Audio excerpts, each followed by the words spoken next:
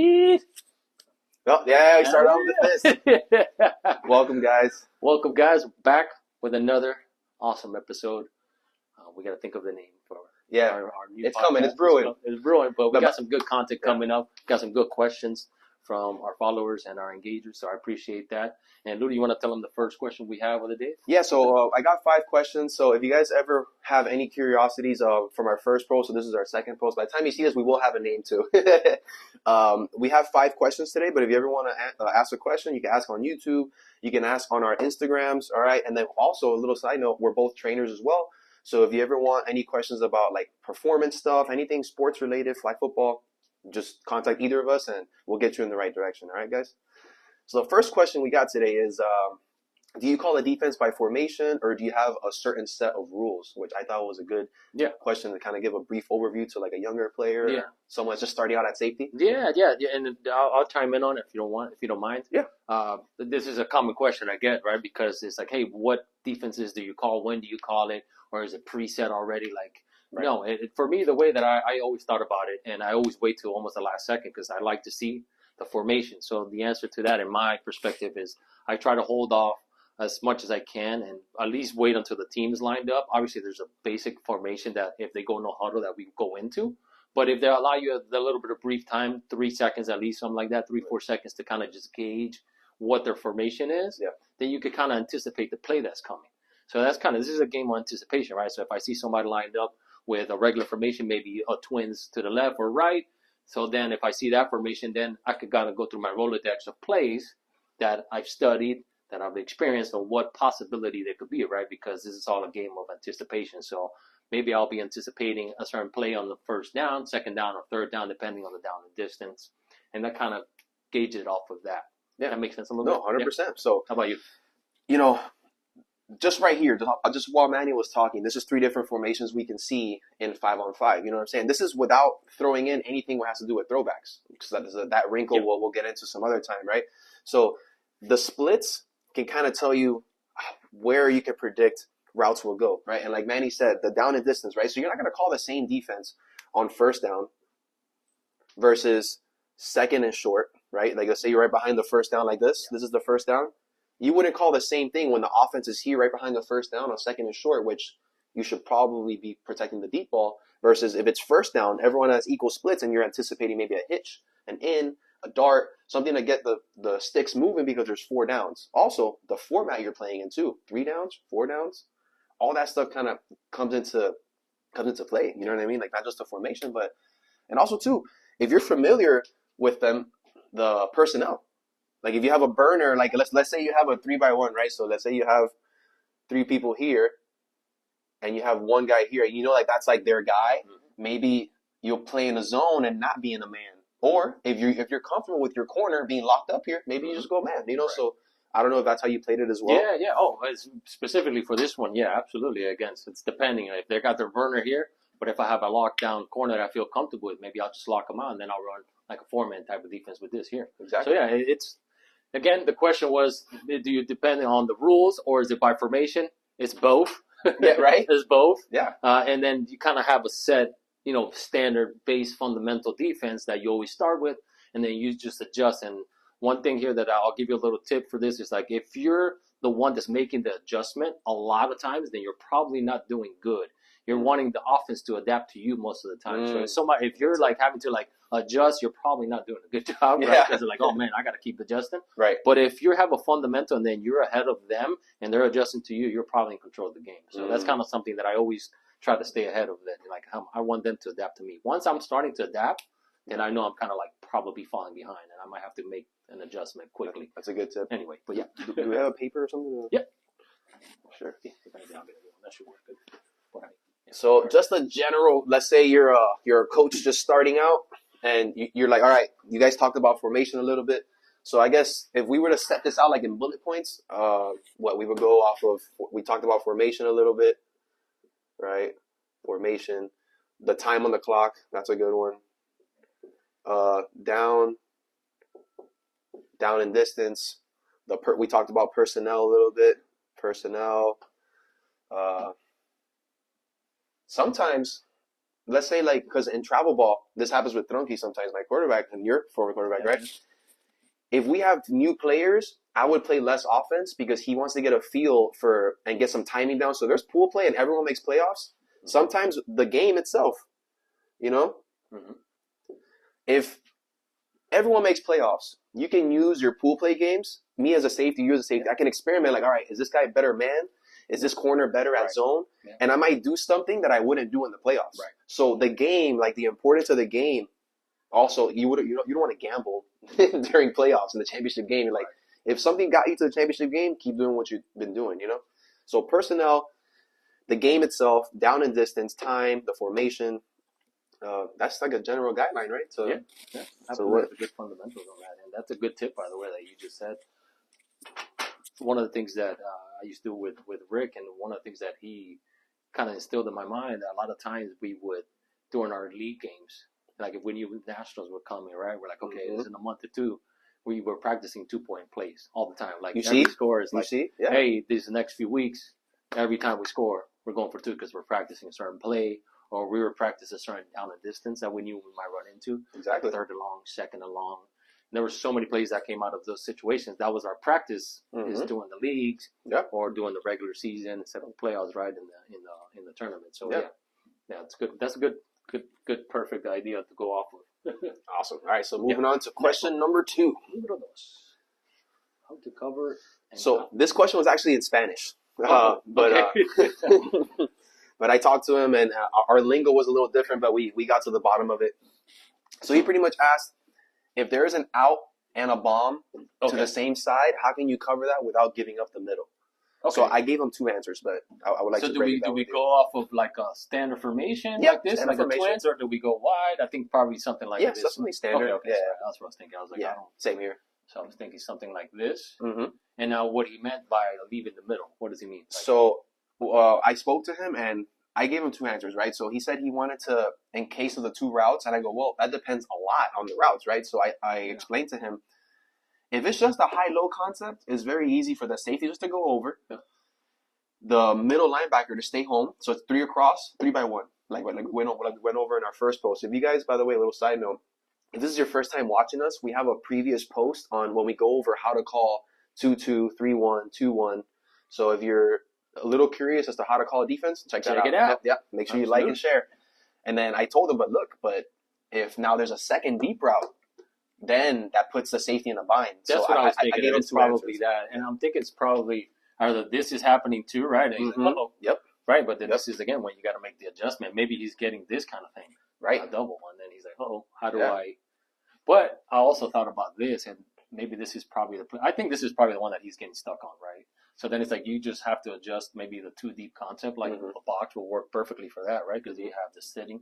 But I'm thinking this is probably what's happening. This is probably what's happening because once the safety shoots up this way and the linebacker opens up, this middle is getting open. So I'm assuming that's probably what's happening. So if we could just go off of this, maybe we could kind of make it better. So an adjustment that I would make, it would probably maybe just, if it happened once and then I notice that it's becoming a problem, then possibly I'll probably have this guy drop back and maybe have the linebacker slide and maybe I'll drop into the zone or something. Because they rarely expect the safety to come down. If there's the deep route, I know if I was that quarterback, I wouldn't expect the safety to come down from that. I expect them to go here. That's so maybe I'll throw that little wrinkle in there just to confuse them because they're probably like, oh, he's deep. And then all of a sudden they're trying to throw in this window and then I'm like, boop. I've got a lot of picks like that coming off of that. So that'll probably be the adjustment. Really, honestly, I think that's pretty much it. Until then, they'll adapt to that, right? But then they won't do that play again because you already adjusted. So they're like, oh, I got to beat this defense now. Yeah. So again, this is just an adjustment to the adjustment to the adjustment. So if you could be ahead a step or 2, that's why you want to. It's like chess. You want to always think 2-3 steps ahead. Like do this, but you already know that he's going to make an adjustment to this. Exactly. So. Hopefully that made sense. Yeah, no, that was perfect. That's what I told him. In 3-1, you're probably good with certain things. And then this is actually 3-1 with a wrinkle. Like you flip responsibilities. Like this is a very high IQ play, guys. So most people would just call a defense and then keep everybody's roles the same. But what Manny's saying is he's adjusting to a specific play. So that can be a game-changing play, getting a pick on their bread and butter. You know what I mean? So you should never get beat by the same play over and over and over again. At some point, you got to adjust and attack it and make them, like you said earlier, adjust to you. So that was a great point. I got it right. Oh, perfect. You want to draw it out again? You add something to it, or No, that's pretty much it, man. You can call that, and then just be careful with 2 deep routes. Yeah, that's pretty much it, man. And one thing I would try to tell you guys to learn, if I could give you another tip, it would be always know the person's bread and butter. Simple as that. Like, you have to do your study. Like, if I'm gonna play Lulu and I'm gonna play, I gotta know what is their number one go-to play on second and short, third and short, like all these money plays. That you gotta know, like, okay, they like to run these plays, these 3 or 4 plays within this distance, and you gotta try to anticipate that and set your defense up for the success. That's all you can really do with it. But you have to know the bread and butters on first down, second down, third down. First down and second down on the opposite field. You know, everything. You got to know what their go-to plays are of distance and down. Always. You got to know those. You have to know them. If not, you're always going to fall behind. And if you notice, guys, if this is your second time watching us, we always say, it always falls back on being a student of the game, study your opponents. It always comes back to that, man, the art of war, right? Art of war. You got to study it. So the next one, he said post, but I'm pretty sure he meant corner. So he pretty much asked how to cover a comeback in a corner to the same side, which is also like kind of like a smash concept, which is a smash concept is pretty much like a hitch and a corner. Okay. With the comeback, what I told him, and then you just chime in or correct me if I'm wrong. I told him, if you want this corner to stay deep, that's a very far thing for the linebacker to get all the way over, especially if it's a comeback. It's not a hitch. So it's kind of like a curl flat player and tackle. If it's a hitch, that's more doable. But if he does a comeback, which comebacks, if you're a younger receiver, a hitch is this. A comeback, you're going to push vertical and then come back a couple yards. That looks very different to a curl flat player. So if I'm a curl flat player or a linebacker in flag, and I look that way, in my mind, he's pushing vertical. But in reality, he could be doing a comeback. So what I told him was, this probably has to be the safety's responsibility. And the corner is probably going to have to just be better at covering this comeback, because it's a tough cover. What do you think with the smash concept? Yeah, I mean, it's simply that. It's the safety's hopefully athletic ability to cover the field. Yeah. But if you don't have a safety that could cover the field really well, then what I usually would do, like there were some quarterbacks that as quick as I could get back there, when they're on. Like, I mean, I could give you examples. Donkey was one of them. George was another one of them that, like, when they're on, man, I don't care how fast I got. It's a spot throw. It's such a hard throw to get to. So then sometimes I'll be like, hey, I need your help a little bit. Play off a little bit and maybe make them throw this play, right? Yep. So, again, depends on the down and distance, right? Yep. If I'm allowing them to get, 7, 8 yards, I hate to say this about quarterbacks, but they tend to be greedy, and they won't take these 7, 8 yards all the way downfield. Very few people. Very few quarterbacks will take 7, 8 yards all the way downfield. Very few of them. That's true. So I'll give it to them maybe a couple times, and then eventually they're going to want to try to get a deep play. Yep. So, hey, if I'm having trouble getting here on that day, hey, do me a favor. I need you to play 7 yards off. Give them that hitch. That's fine. Yeah. And we'll come up and pull flags. And then also, too, to piggyback off what Manny's saying, so if the quarterback's down here, right, if his eyes are on the safety, right, and he sees that, because he's playing off you, right? He sees the receiver get open on you because he ran a flatter post, which safeties, that's our nightmare. We hate flat corners, right? We hate flat posts and flat corners because we're over the top and we have to come down. Anyways, so if he's seeing you and he sees this window, he's not looking at the corner on whether he's playing that sweet spot. He's just assuming that the corner's being honest on that hitch. So what Manny's saying is perfect, man. Like, use your personnel to your advantage. And if you think he wants to run that flat post, this corner can be in that sweet spot in the middle. He can always converge down onto the hitch, and then he can make a play on that post. Yeah. So yeah, that's a great point. Yeah, I mean that's pretty much it. There's not much. You can't get more. No. And then one extra thing on covering a comeback, right? So for corners, right? So let's say one little tidbit here. So let's say the corner is very skinny, right? Takes a safety out of the play, and he wants to isolate you on that comeback, right? Just make sure on comebacks you need to squeeze the route. So I see a lot of DBs make the mistake of, they'll be next to you, so the receiver is running like this, and the DB will be next to you, but you're not squeezing the route. So your only chance to stop a comeback is you need to squeeze the route like it's a bomb, like he's running vertical. A good comeback, you sell the bomb, you sell the vertical. So now if you squeeze him, once he starts dropping his hips and coming back outside, you have a chance to make a play on it. Now, if you're running parallel to him, right? He's running like this, and you're running parallel to him, and there's all this space here. You're not going to stop a comeback ever.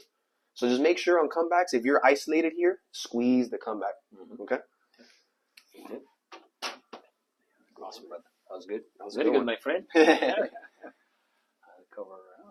to cover a comeback corner with it down. Now, do you position your rusher in different angles? Oh, that's a good one. Yeah. How to position your rusher. Okay. Dude, I'm curious. Do people do it actually? I've never really.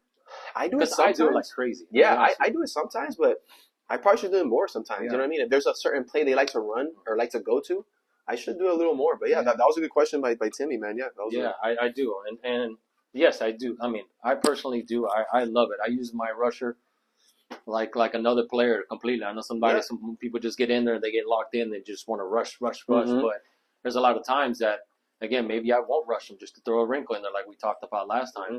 But yeah, I do. I mean, it definitely, you have to. I think you'll be not very smart to not use them because it covers a lot of windows. It gives you a little bit more time.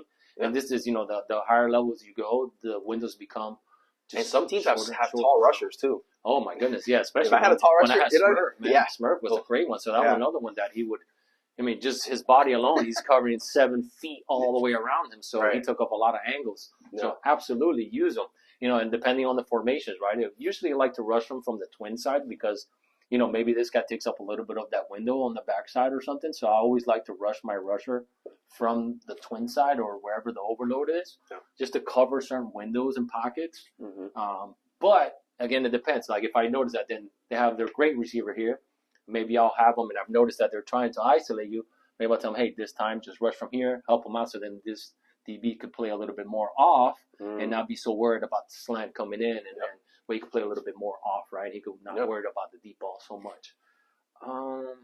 And also too, depending on who you are as a viewer, the rules can be different as well. So in the United States, the rusher is not allowed to be head up on the center. Yeah. But in international play, you can be, as long as you have your hand up, you can rush straight at the center. Yeah. And the center receivers have to get out of your way. So if there's ever a hitch in the middle scenario, in the United States, he would have to be right outside the center. But if you're international, you can, if you want to take away a hitch, the same thing Manny was saying about taking away this window or that window, you can do it down the middle as well. Yeah, because they got to you. Yeah, so even if you're in 4 bunch, I hate playing center in international, by the way. Yeah, I hate it. Like, I really don't like it. Yeah. So as a quarterback, you got to be careful bunching everybody up like this. This is not a good idea because the rusher can go straight through there and bust and get an impeding. So even if you run 4 tight, it kind of has to be like a small like that, so we can have little windows to come in and out of the formation. Yeah. But yeah, definitely good question about the rusher. We definitely move him around according to help him as an extra defender. Yeah, sure. Absolutely. Let me see what else I could tell about rushers. Let me see. Oh, maybe just a little tip. I mean, I'm not a rusher, but let me start over that way. Yeah. So one of the things that I always advise rushers, because they tend to want to go full speed. Let's say that this is the line of scrimmage and they're going in. One of the things that especially if you're a new rusher, I would tell you that use the distance that you have from here to the line of scrimmage to sprint and then start breaking down so you're not missing flags. A lot of rushers tend to go full out until you're about a yard close to them and then they want to break down. Too hot. But then, it's too hot. So if you're a new rusher or you're an inexperienced rusher, I would tell you use these 5 or 7 yards, depending on the rules, to sprint, and then you start pinning them opposite of their throw, right? So you want to throw across their body. So if I'm right-handed, you want to force them to their left. So then they're uncomfortable. They have to reset their feet to throw the ball, right? You don't want them running to their right if they're right-handed because then it's just a more natural throw for them. Yep. So you always want to force them opposite. If they're right-handed, you want to force them this way. So maybe you want to get a little angle from this side and rush more of an angle to get him trapped to throw across his body, right? But that's pretty much the only tip I was thinking about that's the most common is the angles and thinking about the quarterback's position to throw and then the speed. And also too, this is also valid about the breaking down, like once you get past the line of scrimmage, or just slowing down, figure out angles when the quarterback is a dual threat. So in throwback situations, if I throw the ball back as a quarterback and the rusher's coming in super hot, all I have to do is take a sidestep, avoid contact, and just run upfield. So if you have to rush and the quarterback throws it back to someone, right, to someone here, and then the quarterback goes upfield, that's probably you, the rusher.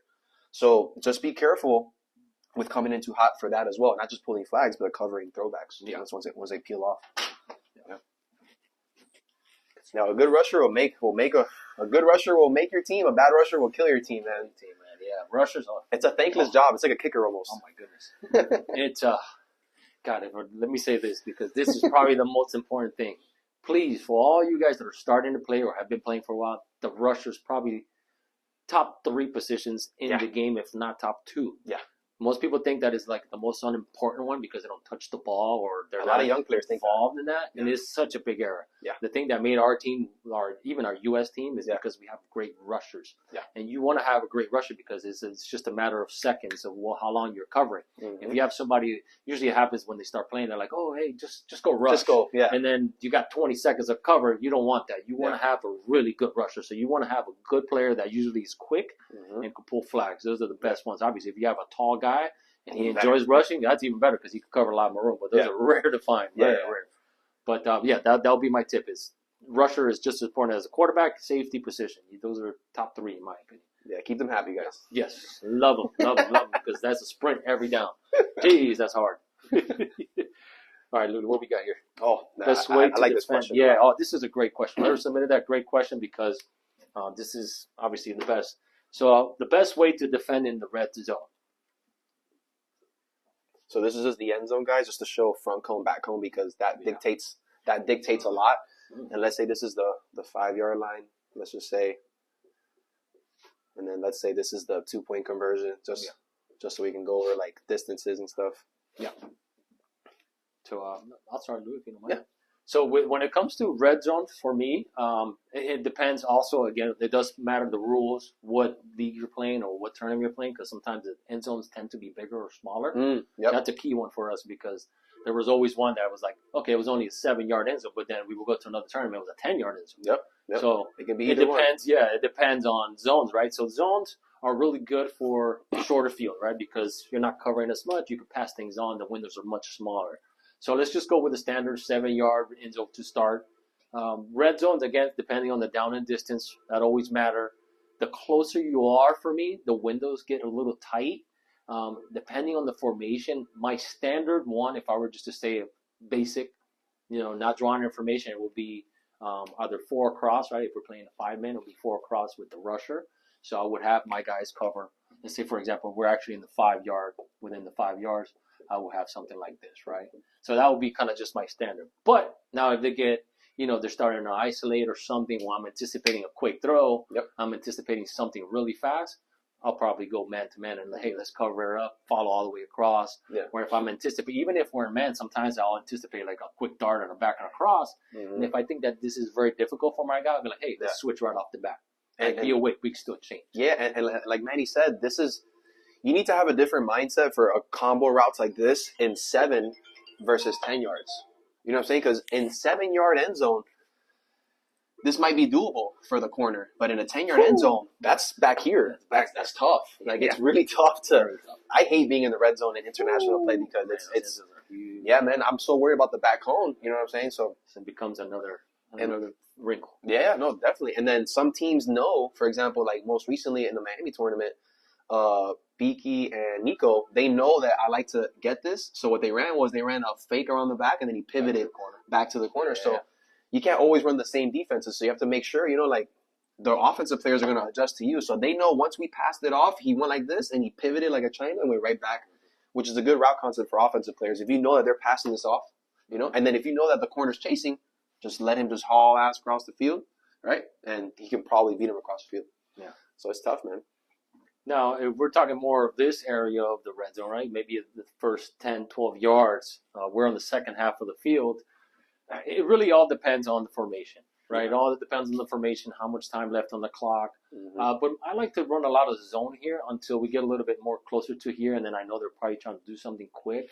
Yeah. It really depends on down information, my anticipation on the play. But I would probably just run a standard defense here, like, we would run what we call the 2-1, 3-1 up. I forgot where I was going with that here. Oh, because of the distance, there's a lot less room to cover than on the first half of the field.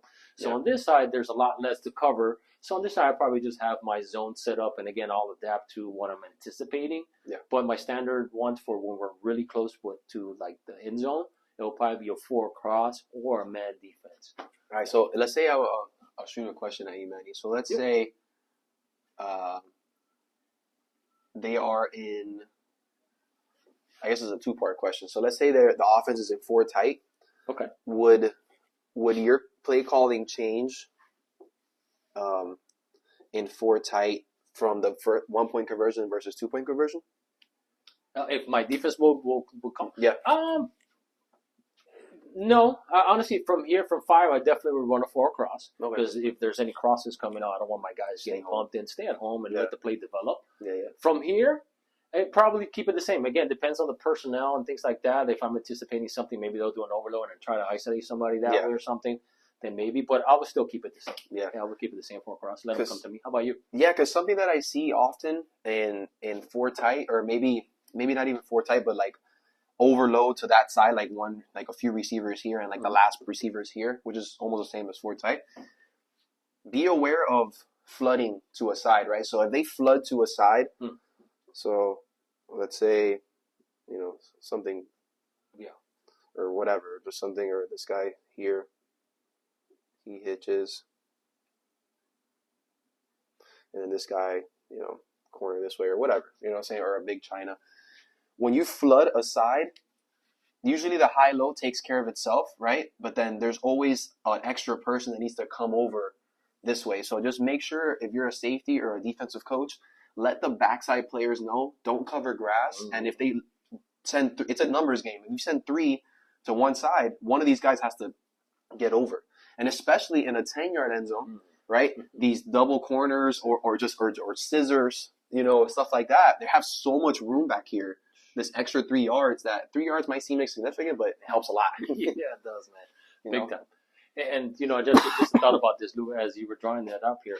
It's 4 cross. Yeah, it'll probably be based off like this, right? Where we're just covering the zones, but that's really good for the 7-man. For the 7 yards. Once this 10-yard comes into play too, but even in the 7-man, if they're a little bit closer, like you said, the high-low concept where maybe I'll have this guy cover this guy's back, and then he stays flat.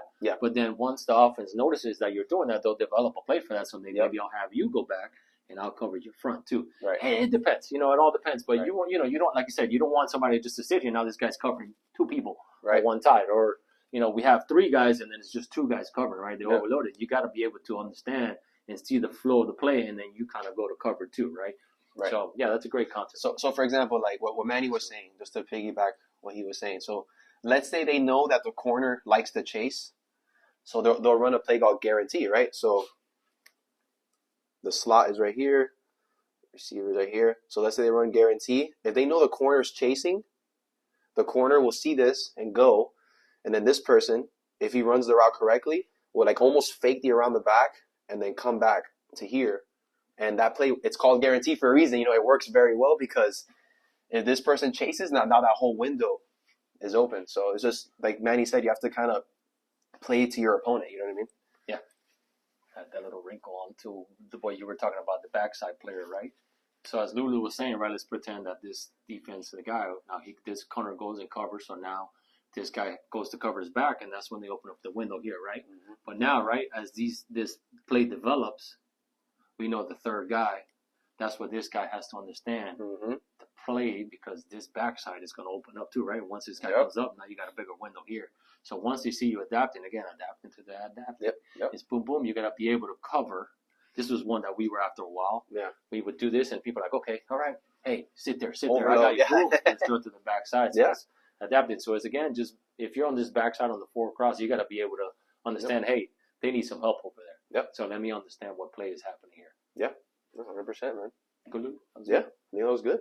Good, man. That was great. That was a good one. This one is so tough, man.